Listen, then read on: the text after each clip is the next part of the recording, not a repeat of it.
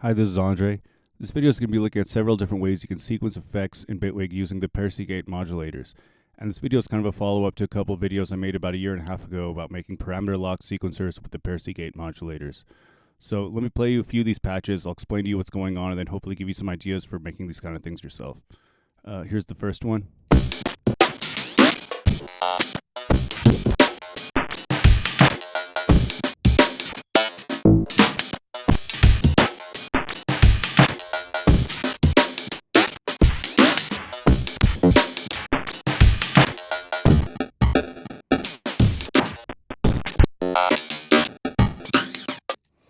All right, so basically what's going on here is that we have 64 steps because there's 8 ParSeq 8 modulators, and these are running independently of the actual MIDI here. So there's a few different ways to trigger them, but basically each one of them creates a snapshot, and the snapshot can be applied to the sampler as well as these effects. And so, like I was saying, this video is more going to be focused on sequencing effects, whereas those other videos were kind of a similar idea, but they were more focused just on making parameter lock sequencers. So anyway, with this right now, all the change is just happening on this one knob, because over here I have a few different options for how I want to scroll through these ParSeq modulators. So this one knob is what you were just hearing. If I put it over here, they're going to follow the transport. As you can see now.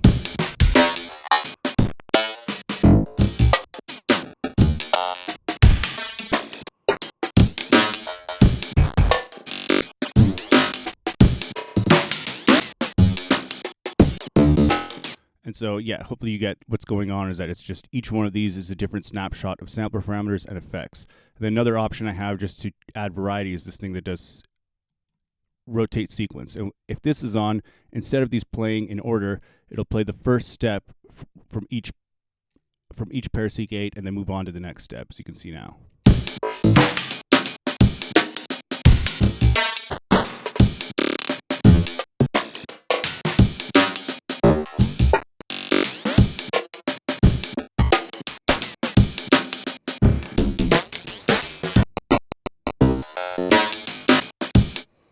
All right.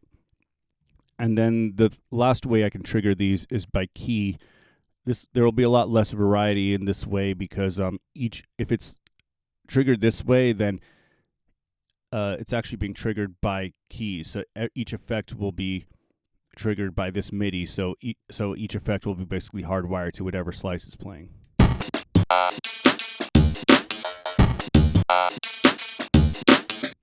But you can see that that's kind of repetitive. But that could be useful if you want every single slice to have a specific effect on it.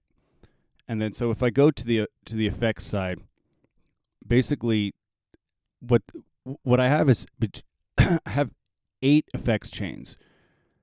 And within each of these 8 effects chains, yeah, you can put whatever you want.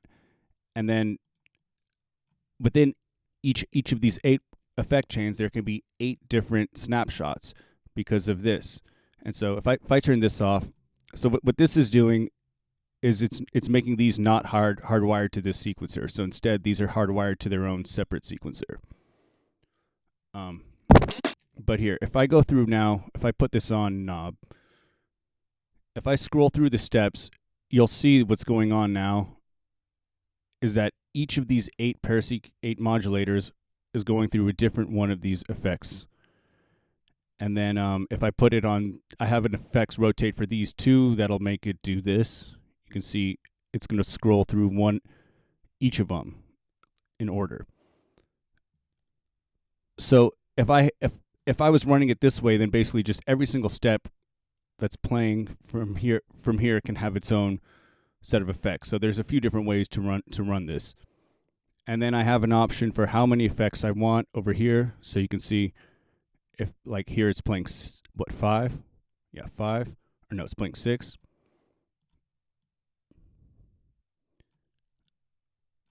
And so however many steps there are, it's just going to subdivide the amount of options by that many. So like right now it's on 4. So if it's on 4, then that would mean I could have 16? Since there's 4 effects, yeah, that would mean that there's 16 different parameter lock snapshot options for each of them. And so, yeah, that's basically the way that this one works. And so, yeah, it's just a bunch of different ways that you can sequence these different effects. Yeah. So I'm going to get into some of the details about how to get this stuff to work in a moment. I want to show you another one that's kind of a similar idea. This one's an effects unit. So I have it on Amen break.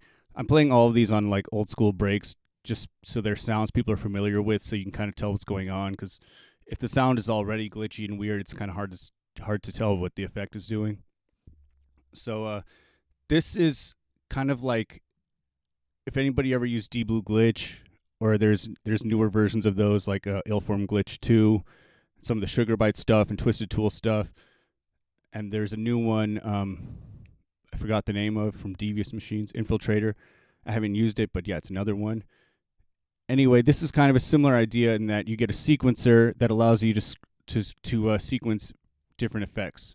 I'll play you a moment of it on this Amen, and I'll tell you how this one works, because it's also running ParSeq 8s. Is it muted? Yeah, it's muted.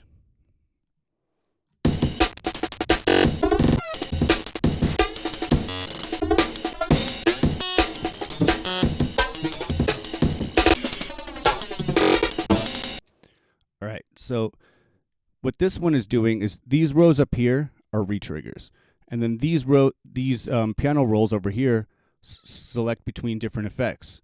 So if we look inside over here, I have up to 6 effects, and I thought I had an option this one too for how many to. Maybe I don't, unless it's over here. No, I can't zoom in right now.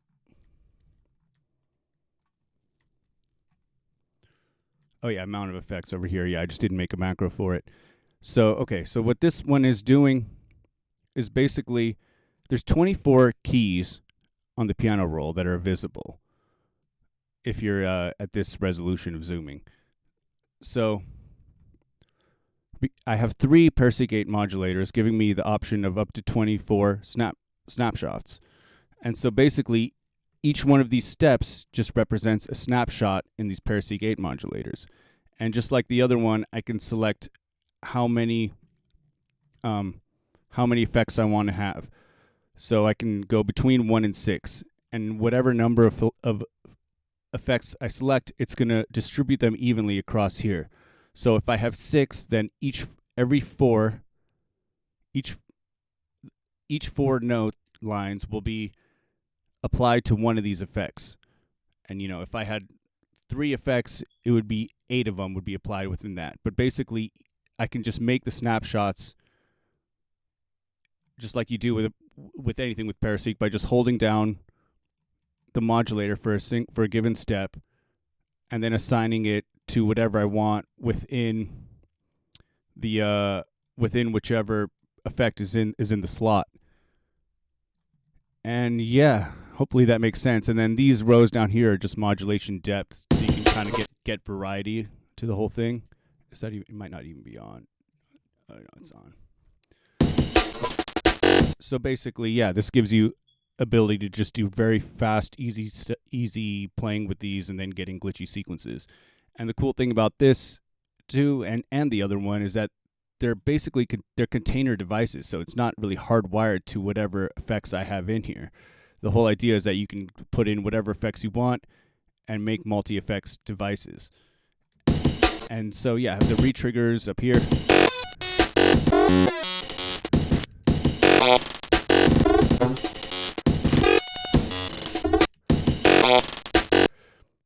These retriggers, if you're wondering how these are done, I did a video about 2 years ago. It was one of my first Bitwig videos about how to make a sequenced stutter effect.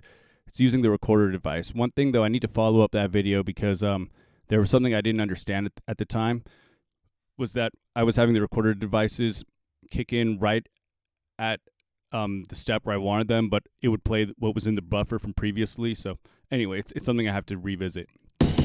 But here, if I turn these off now I'll demonstrate on the piano roll what's going on.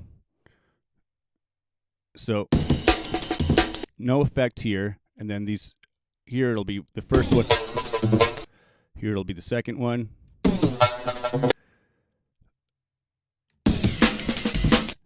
And then it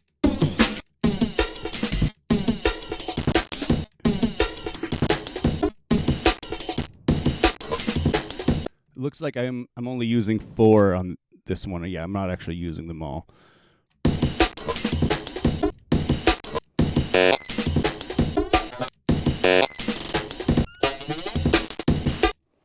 So yeah, that's basically how this patch works. And then this one is the same kind of idea, except instead of having the sequencer, this one allows you to sequence it like that one was, but this is also an effects unit.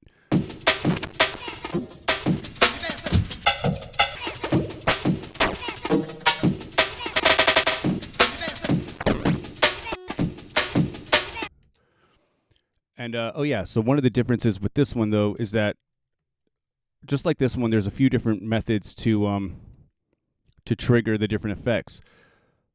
So on this one, I have key, I have the play position or knob. So let me put these on effect. So yeah, this one has basically all the same features as that first one, but a few different ways to run them. So the cool thing about having them on key, and then, well, real quick, I can have it on knob too over here.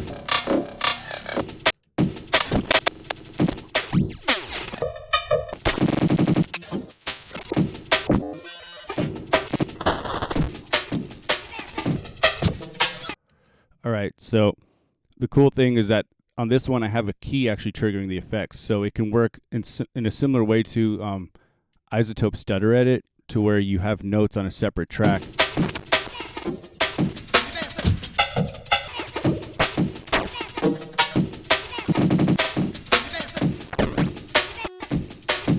You see, so that allows you to kind of get a certain level of precision that, yeah. And then, like I was saying before, these are kind of similar to these patches that I had from a couple of years ago that I put up, that were these sequence parameter lock sequencers. And so this is another cool thing you can do if you do this, is to have your sequencer, like a no-grid sequencer, snapped to the actual sequence over here. Why am I not hearing this? Is it muted? So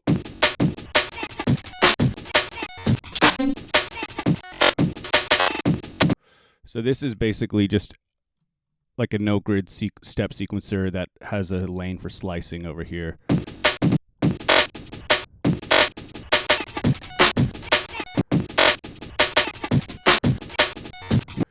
And then the cool thing, so with this, so I can like follow it here and then just hit solo wherever I want, and then dial in the settings for that step.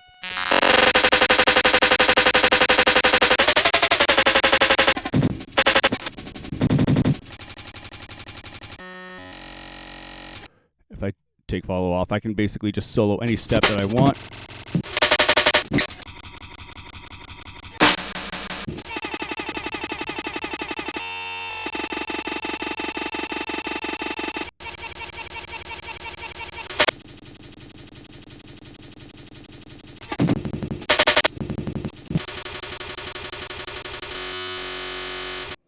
So yeah, I can just go through those, and then the cool thing, I have the same exact effects thing over here, so I can add all that together with this setup like this. I haven't actually edited the effects in here yet because I've just been playing with this, so I just copied it in from one of the other ones, so it might not sound right.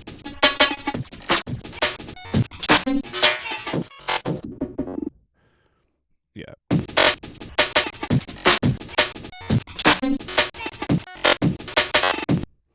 All right. So, yeah, so you can see these are all different ways that you can sequence these. And basically, the way that these are working is, well, first of all, the first thing to get something like this to work is to be able to chain these. And I've done a couple tutorials showing how to chain these. First, if you see the original parameter lock one, I'm going to put a link probably in the description of this video. I also put a video up a few days ago showing how to make grain clouds, and in that video I showed two different methods for chaining chaining modulators like this together. One of them was using the MSEGs, and the other one was using logic. I prefer the logic way, but the MSEGs is another way. So if you want to see how to chain these together, you can watch that video. I'll put a link for that one as well. And then basically, once you have these sequenced, then you have your snapshots. You can pretty much just put you can pretty much then just have an effects selector with a bunch of different effects chains inside of it. And then you can either have that hardwired to these, or you can also, just get another macro and call it, effects select, that can select through which effect is playing. So then you can just parameter lock that from the main sequencer, and then whichever one is playing, you can just go inside of that chain and then use whichever modulator is active on the ParSeq 8 modulators to create, a little snapshot of that effect. And once you go through and do all that, then you have your various ways you can trigger these. So the first way. So usually what I do is I'll have one knob, like this one, this step. Why is this? That goes through each one. And what you can do to give you a few different ways of running it. So like I said, I like to have the keyboard, transport, and the knob. And yeah, like I can show you here. If we were to go into effects grid,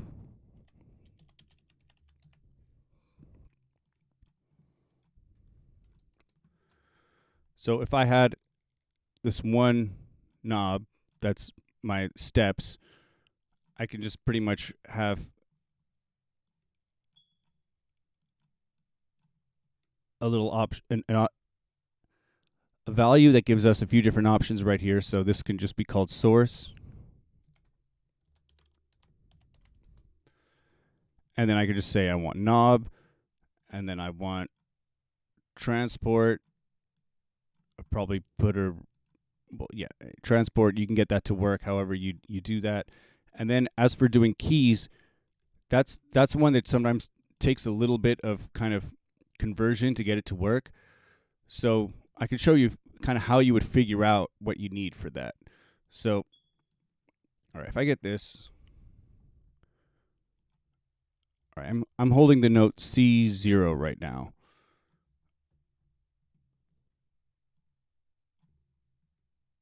And then let me just have one that's showing normally. So you can see C0 is giving me negative 0.3.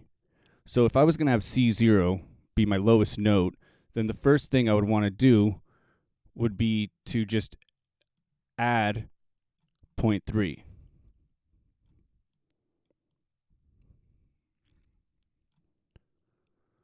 So that it's 0. And then let's say I wanted, for example, my highest note to be, let's say I wanted 16 notes, okay? So if I just count here,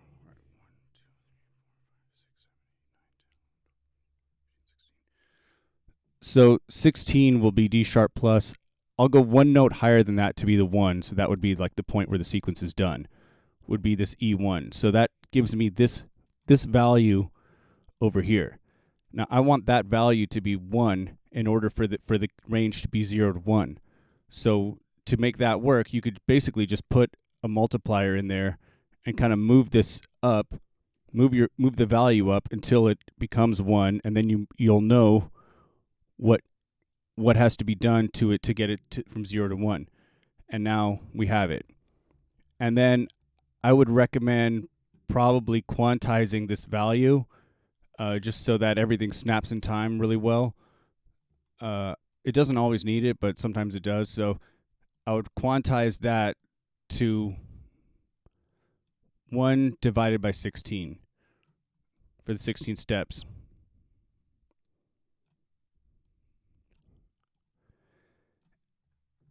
And then you can see these are all values that are like even values. So now this works for 16. And then if you were going to have, if you're doing it like I do it, where I'll have the option for 8, 16, 32, 64, then you just need to have options. You just have to make merge modules that give you the various numbers that the same knob that affects however many steps are being played will affect that.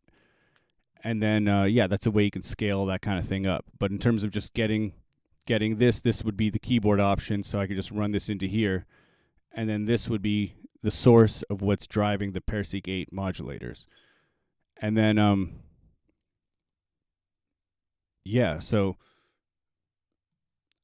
the next step here, if you're a little confused about what would happen next from here, would be to multiply this. So if I was going to have this go through all 8 sequencers, then I would multiply this by 8. And this is already, like I said, I've already gone over this in a few different videos, but the way that this would basically work would be this value would be going to the first ParSeq 8, would be going into the phase. So if I load one of these,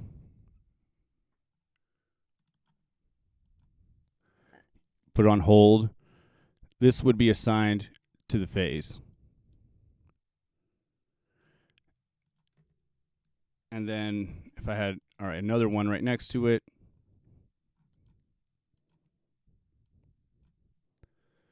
what I would do is get a bias,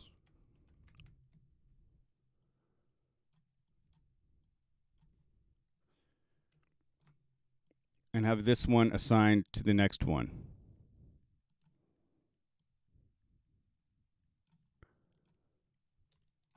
So now if I go through this, which is the source. Oh yeah, I forgot. Sometimes on Bitwig updates, certain things change that make these things stop working correctly. So what you could do here, just so that this one doesn't come on until it's supposed to, is get a select, put it here, and have that controlled by a logic that will say if this value is greater than 0, then we would want it to open up the select. And then, we could just kind of keep doing the same thing for the next one, and so on. But anyway, you would see now, you see these are working correctly. And another thing you can do if you don't want that one, it's because it's the last step. If you ever have something like this where this is jumping like that, you could basically say that, you could basically just create a selector that says that when it hits the point that it makes it jump, just have it switch over and put a 1 into the second input. So like I said, so hopefully if, this, I know this kind of requires that you have some understanding of doing this stuff already, but if you've followed any of the videos that I've done, like I was saying on the parameter locks before, or if you followed the one I did on grain clouds, they kind of go into setting up these sequencers in some more detail. All right. I guess that's about it. Thanks for watching. Bye.